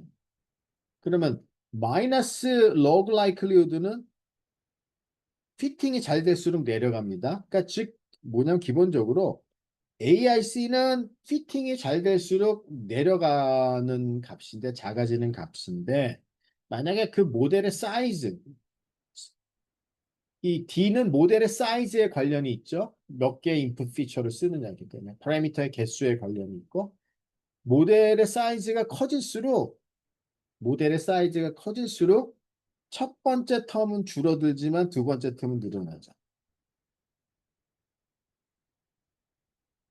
그러면 어딘가에 타협점이 있다는 얘기입니다. 쭉 다시 얘기해서 AIC가 Y축이고요. 이쪽이 이제 모델 컴플렉시티예요. 뭐 여기서는 모델 컴플렉시티는 스몰 d로 뭐 쉽게 표현을 한다고 하면요. number of parameter. 그러면 AIC의 커브를 보면 이렇다는 얘기예요. 그러면 어떤 특정한 모델 컴플렉시티에 대해서 상당히 왜냐하면 기본적으로 이렇게 이제 이 오른쪽으로 갈수록 어떻게 되냐면은 1번 커브는 라이클리우드는 기본적으로 이렇게 줄어들죠. 1번은. 좋은 복잡한 모델 쓸수록 라이클리우드는 기본적으로 계속 좋아져요. 그러니까 네거티브 라이클리우드는 계속 줄어드는 거예요. 두 번째, 모델 컴플렉시티는 D가 늘어날수록 계속 늘어나요. 2번은 이제 이렇게 늘어나요. 그러면 이제 1과 2를 합치면 이게 나오는 거예요. 보라색이. 그래서 걔가 이렇게 돼서 어떤 특정한 그 컴플렉시티에 대해서 AIC 값이 최소가 된다. 그러면은 이제 이게 우리의 베스트 모델인 셈이에요. 여기가.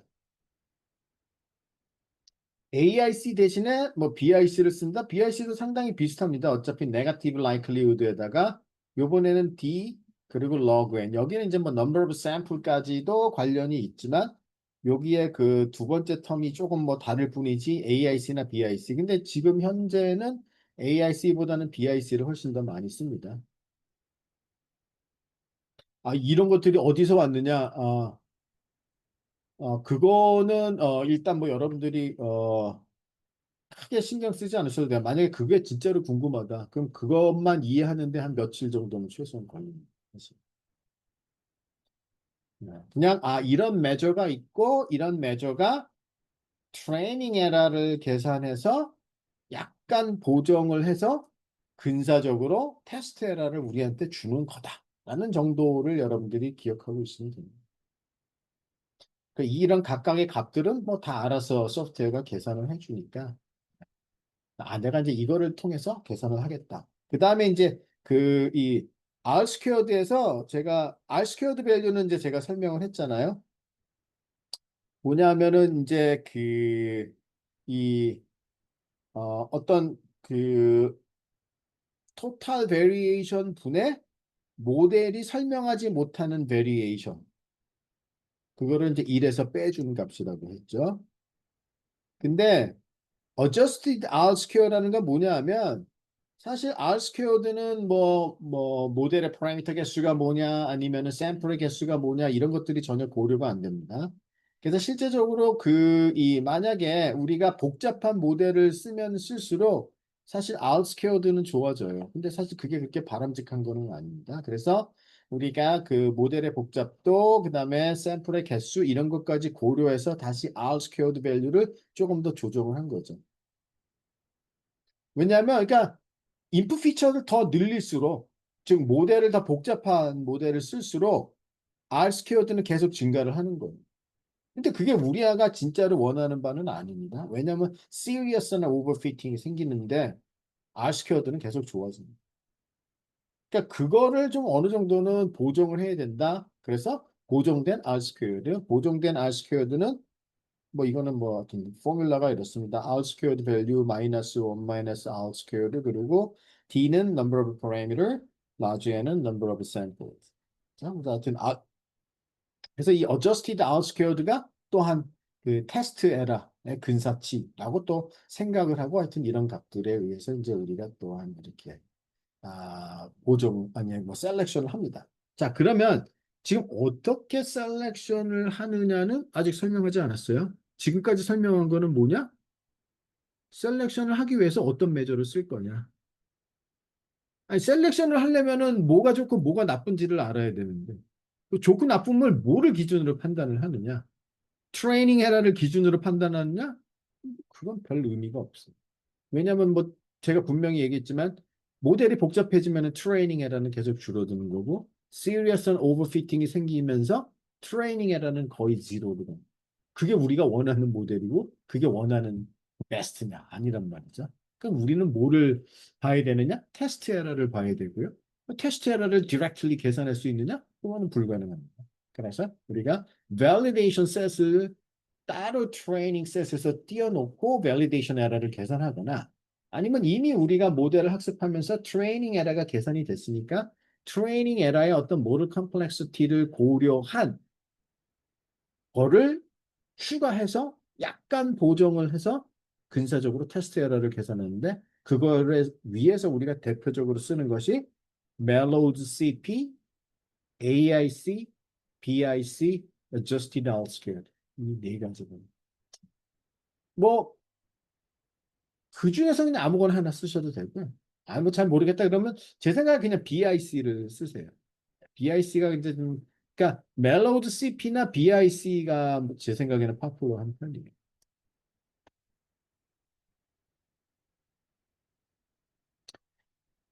그래서 이제 그런 베스트 सब셋 셀렉션이라는 게 이제 문제 보도록 하겠습니다.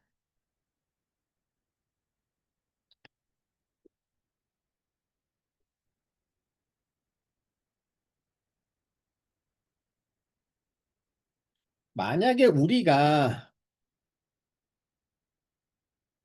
디프리딕 여기서 프리딕터라는 거는 뭐를 의미하느냐 그러면 인디펜던트 베리어블을 의미합니다. 그러니까 인디펜던트 베리어블을 우리가 프리딕터라고도 하죠. 그럼 이제 number of independent variable이 그러니까 독립 변수가 large D개만큼 있고 그럼 large D개만큼 있을 때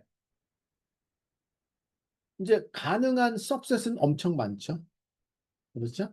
2의 D승만큼 있겠죠.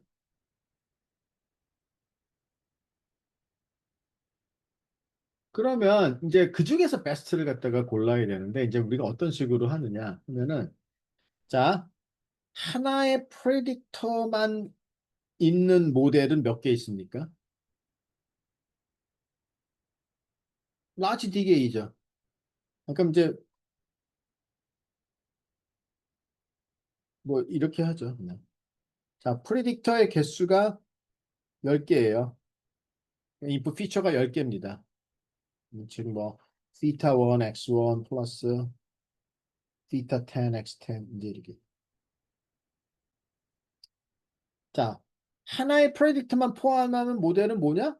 x1만 있든지 x2만 있든지 x10만 있든지 그렇죠? 하나의 프레딕터. 그럼 그런 게 몇 가지 종류입니까?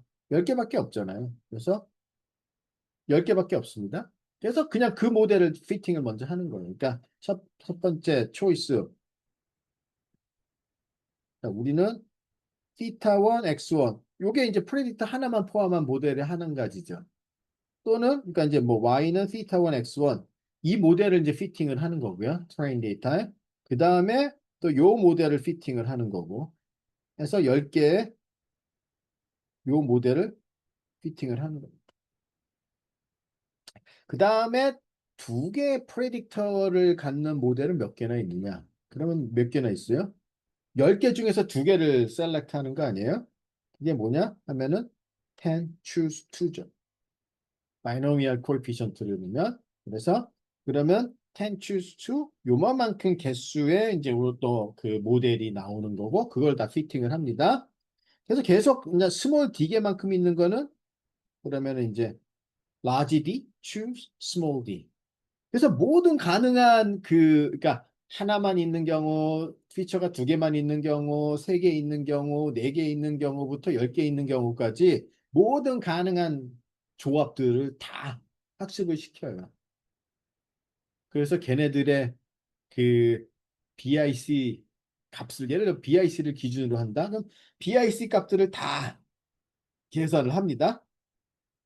또는 뭐 밸리데이션 셋이 있으면 밸리데이션 셋을 가지고 밸리데이션 에러를 다 계산을 해서 그 중에 베스트를 고르는 거예요. 진짜로 무식한 거죠. 근데 이게 그러면 실제적으로 얼마나 많은 계산이 필요하냐 하면은 실제적으로 모든 가능한 컨비네이션은 2의 D승계입니다. 그렇죠? 그럼 예를 들어 10개의 독립 변수가 있다. 그러면 2의 10승은 1024개의 다른 모델이 있는 거예요. 그럼 뭐 1024개 모델 리니어 모델 피팅하고 밸리데이션 해라? 아, 뭐 그거는 충분히 할 수 있어요. 왜냐면 뭐 리니어 모델 하나 피팅하는 거는 뭐 그냥 눈 깜짝할 사이에 되는 거고 뭐 1024개 하는 거 그렇게 뭐 빅딜은 아닙니다. 그런데 이게 exponentially increasing.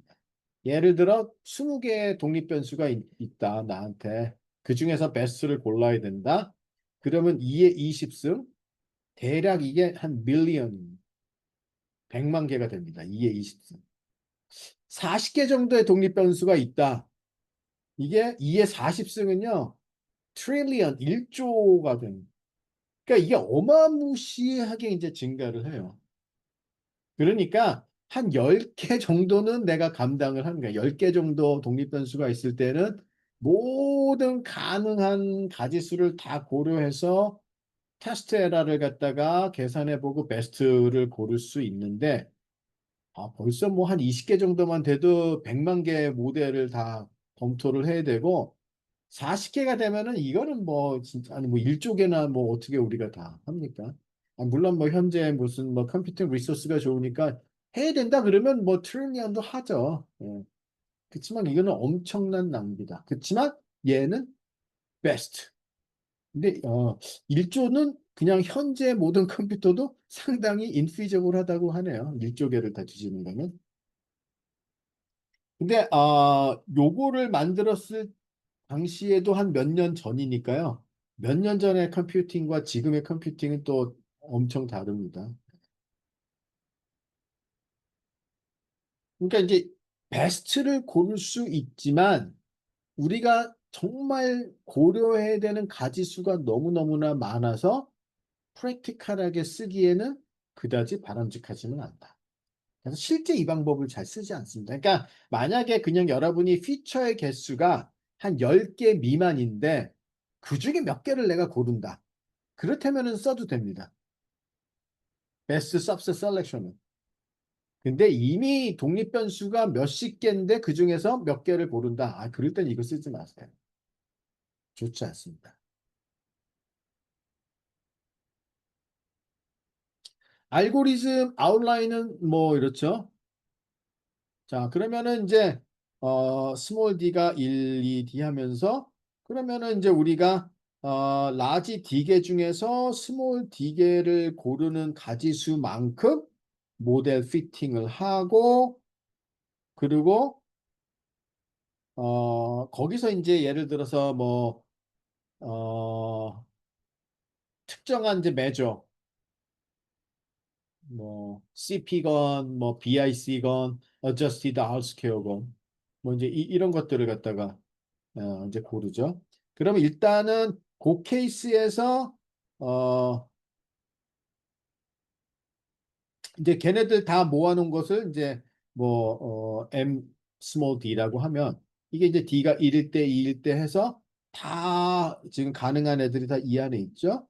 그 이 중에서 이제 뭐 CP를 쓰거나 AI를 쓰거나 BIC를 써서 그냥 그 가장 베스트인 애를 갖다가 그냥 고르는 겁니다.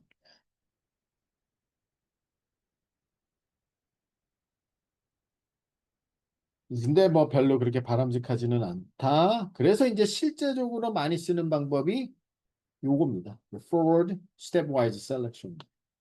실제는 이제 이 방법을 씁니다. 만약에 Variable Selection을 내가 한번 하고 싶다. 그러면 이제 뭐 제가 추천하고 싶은 거는 Forward Stepwise를 쓰거나 Backward Stepwise를 쓰거나 뭐 이제 그거는 뭐 크게 차이는 없는데 일단은 그럼 이제 기본적인 아이디어가 어떻게 되는 우리가 모든 가능한 가지수를 다 뒤지기는 버겁다.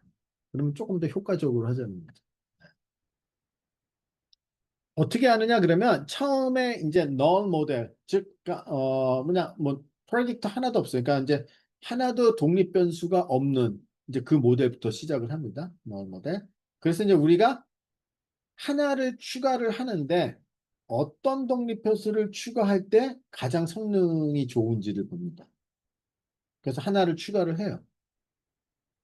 그럼 이제 하나 추가가 됐으면 끝 거기서 걔는 이제 추가가 된 거예요. 그럼 나머지 독립 변수 중에 다시 거기에 하나를 더 추가했을 때 어떤 거를 추가했을 때 이제 베스트가 되느냐. 그러니까 이제 그레이디하게 늘어나는 겁니다. 아시겠죠? 자, 그래서 첫 번째 라운드 그러면은 이제 하나씩 추가한 거죠. 그러면 이제 10가지 케이스밖에 없잖아요. 그렇잖아요. 만약에 이제 우리가 독립 변수가 10개면 첫 번째 거 추가했을 때 이제 계산해 보고 또 널 모델에 두 번째 것만 추가했을 때 그럼 이제 10개밖에는 없습니다. 가지수가. 그때 베스트. 그럼 이제 걔는 이제 고정이 되는 거예요. 딱 그게. 요번에 보니까 이제 그 널 모델에다가 뭐 첫 번째, 두 번째부터 10번째 이제 각각 추가를 해서 보니까 두 번째 거 추가했을 때가 제일 좋네. 그러면 이제 딱 여기가 되는 거야. θ2 x2 이제 딱 고정이 되고 여기에 다시 그러면 또 첫 번째를 추가했을 때, 그다음 세 번째를 추가했을 때, 열 번째를 추가했을 때를 이제 고려를 하는 거죠.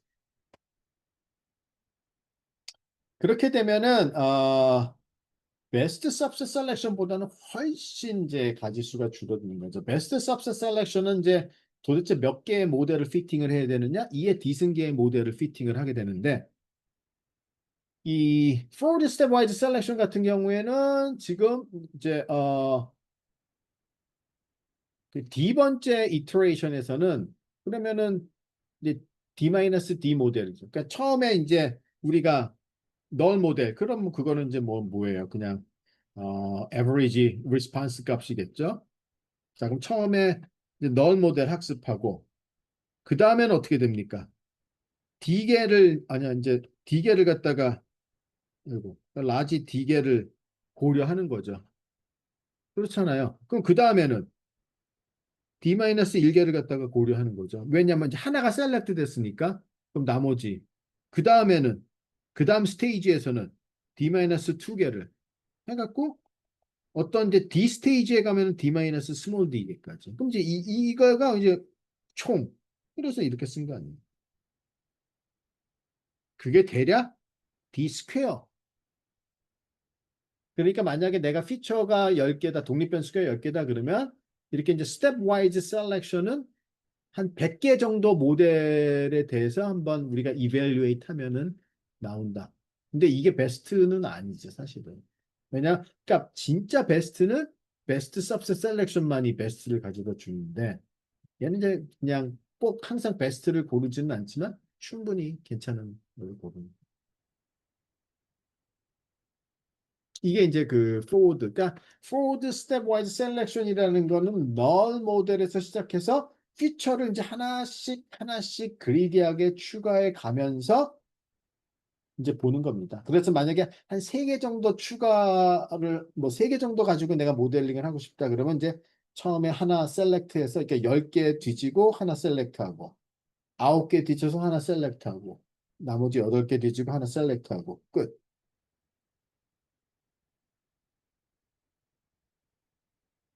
이거는 뭐 그냥 실제 많이 씁니다. 그래서 그 알고리즘 아웃라인을 보면은 자, 이제 널 모델에서 그러면은 이제 D 스테이지에서는 라지 D 마이너스 스몰 D 모델을 고려해 가지고 그래서 이제 거기서 베스트를 고르는데 그때 어떻게 베스트를 고르냐 그러면은 이제 뭐 알고리즘상으로 이제 가장 그 스퀘어드 에러가 작은 또는 뭐 R 스퀘어드가 가장 큰 트레이닝 데이터에 대해서 예, 를 고르고 그러면 이제 첫 번째 스테이지에서 고른 애, 그러니까 널 스테이지에서 고른 애는 이제 있고요. 첫 번째 스테이지에서 고른 애, 잠시만요.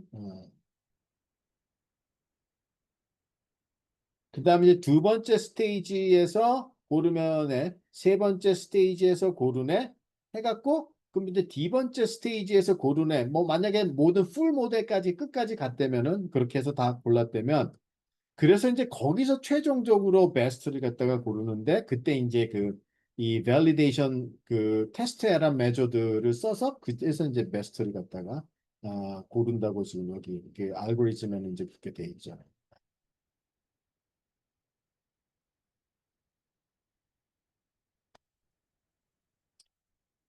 자, 그래서 이제 뭐 예를 들어서 이제 이게 뭐 어떤 크레딧 데이터인데요. 그러면은 지금 이거는 이 하나, 둘, 셋, 넷, 다섯, 여섯, 일곱, 여덟, 아홉, 열. 요게 그 독립 변수입니다. 그리고 이제 종속 변수가 요 밸런스예요. 그래서 10개의 독립 변수를 가지고 은행의 잔고를 갖다가 예측을 하는 밸런스를. 그래서 10 predictor, 그다음에 1 response. 그리고 몇 명의 커스터머에 대한 거냐? 10,000명 커스터머에 대해서 이제 이 데이터가 있습니다. 그래서 이제 이때 이제 우리가 그러면은 그러면 이 밸런스를 예측을 하는데 그럼 이제 어떤 독립 변수들이 중요한 역할을 하는지를 보기 위해서 이제 forward stepwise selection 테크닉을 씁니다. 그래서 이제 우리가 어, 이제 forward stepwise selection으로 어, 했을 때 잠시만요. 그 BIC로 이제 그러니까 요거는 이제 CP로 메저를 한 거고 BIC로 메저한 거고 그다음에 adjusted R square로 해갖고 이제 그 우리가 하나씩 추가를 하면서 봤을 때 그 forward stepwise selection으로 쭉 나온 그 모델들의 CP나 BIC나 adjusted R square를 보면은 그러면 이제 뭐 약간씩 다릅니다. CP 메저를 썼을 때 가장 베스트는 이제 number of predictor 6개 있을 때고요. BIC 경우는 4개, 그다음에 adjusted R square는 보면은 이게 6인지 7인지 아마 6인가 그런 것 같아요. 그러니까 뭐 한 6개 내지 4개 그 사이입니다. 그러니까 CP나 BIC나 adjusted R square가 항상 그 동일한 그 셀렉션을 하지는 않아요. 이게 이제 다 약간씩 다르게 이제 뭔가 그 테스트 에러를 근사화하기 때문에 뭐 조금씩 차이는 있지만 기본적으로 보면은 한 세 개 넘어가서부터는 거의 이 테스트 에러들이 플랫하잖아요. 그러니까 그냥 처음에 한 세네 개 정도까지가 중요하다는 거죠. 그런데 나머지 한 여섯 일곱 개 정도는 뭐 그다지 이제 영향은 없고.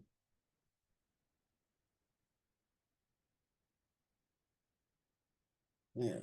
그다음에 뭐 이거는 이제 밸리데이션 셋을 가지고 뭐 계산을 한 거고요. 자, 이제 오늘의 마지막 backward stepwise. 그러니까 이거는 이제 forward를 거꾸로 하면 되는 겁니다. 금방 뭐 여러분들이 이제 예측을 하실 수 있어요. 모든 프로시저들 계산하는 거는 다 똑같은데 forward stepwise는 이제 null 모델부터 시작을 해서 하나씩 추가하는 거고요. backward는 full 모델부터 시작합니다. 그러니까 모든 그 독립 변수들을 다 사용한 거기서 한 개씩 빼는 거예요. 그러면 이제 처음에 10개를 썼다가 그다음에 하나를 빼갖고 9개, 또 하나를 빼서 8개, 하나를 빼서 7개 해서 점점 줄여가는. 모든 건 다 똑같습니다. 즉 다시 얘기해서 처음에 모든 프레딕터들을 다 사용을 해서 full list square로 이제 해서 피팅을 하고요. 자, 그 다음에는 이제 하나 어떤 걸 뺄 거냐? 그러면 이제 라지 D개만큼의 모델들을 다 검토를 해서 거기서 이제 베스트를 뽑고 다시 또 하나 빼보면은 이제 그 다음에는 또 다른 하나를 빼면 이제 8개만 남은 프레딕터들을 갖는 애들 뭐 이런 식으로 이제 하나씩 줄여가서 그 스테이지마다 이제 베스트를 셀렉트하고 나중에 전체적으로 CP나 AIC를 써서 그 중에서 뭐가 베스트냐를 고르는 거는 이제 forward stepwise selection하고 똑같죠. 이제 이런 식으로 해갖고 베스트를 그러니까 뭐 forward를 쓰는 게 좋으냐, backward를 쓰는 게 좋으냐, 뭐 그거는 뭐 저는 크게 그렇게 차이는 없습니다. 근데 이제 많은 경우에 그냥 저는 forward를 더 많이 썼던 것 같은데요. 뭐 하여튼 forward냐, 뭐 backward냐 어차피 stepwise selection. 근데만 얘는 베스트 सब셋 셀렉션이 제일 베스트 진짜 베스트를 찾아주는데 그거는 2의 D승만큼의 모델을 다 뒤져야 돼서 계산량이 너무 많아서 그거는 너무 버겁고 그거를 좀 근사적으로 그리디하게 가는 것이 이제 스텝 와이즈 셀렉션입니다. 뭐이 정도 알고 계시고 만약에 내가 이제 그러니까 피처 셀렉션을 해야 된다 그러면 뭐 포드 스텝 와이즈 셀렉션을 한번 트라이를 하시든지 아니면 아예 그냥 뭐 라쏘를 쓰는 것도 뭐 그렇게 나쁜 생각은 아니에요. 그래서 오늘 강의는 여기까지 하도록 하겠습니다. 그리고 내일은 이제 그 퀀타일 리그레션이라는 뭐 여러분이 아시는지는 모르겠지만은 제 생각에는 되게 중요한 방법입니다. 여전히. 그리고 어떤 그 예측을 한 값으로 예측을 하는 것이 아니라 이제 이렇게 어떤 범위로 예측을 하는 그런 테크닉이에요. 그래서 이제 컨피던스 인터벌을 예측하는 이제 그런 그 리그레션 방법인데요. 뭐 저는 그게 굉장히 뭐 쓸 때도 많고 중요하다고 생각이 돼서 이제 강의를 하는 거고 뭐 이제 내일 한번 보도록 하겠고요. 일단 뭐 오늘은 여기까지 하는데 여기 뭐 혹시 질문하고 싶은 거 있으신 분은 뭐 지금 가벼운 마음으로 질문을 해주셔도 되고요.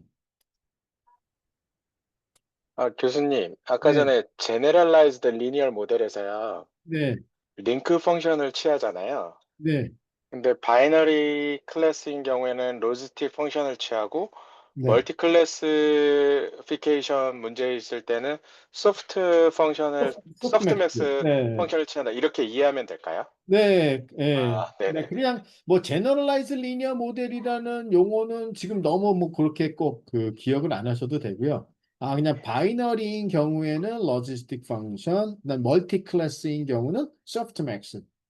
나중에 이제 그 뭐 CNN이건 뭐 딥뉴럴 네트워크를 이용해서 뭐 이미지 클래시피케이션을 하고 하여튼 클래시피케이션 하면은 뉴럴 네트워크의 맨 마지막 아웃풋 노드들은 다 소프트맥스 노드입니다. 그래서 어차피 소프트맥스 밸류를 계산을 해주고요. 그래서 뭐 지금 나오는 게 뉴럴 네트워크도 어차피 그냥 앞단에 뭐 어마무시하게 많은 레이어가 있지만 어차피 걔네들은 러지 값을 계산해 주는 거고요. 최종 파이널 레이어는 소프트맥스 레이어. 네, 네, 알겠습니다. 네, 감사합니다. 네. 뭐 그 외에 또 다른 질문 있으신가요? 자, 그러면은 이제 오늘은 여기까지 합니다. 네, 수고들 하셨습니다.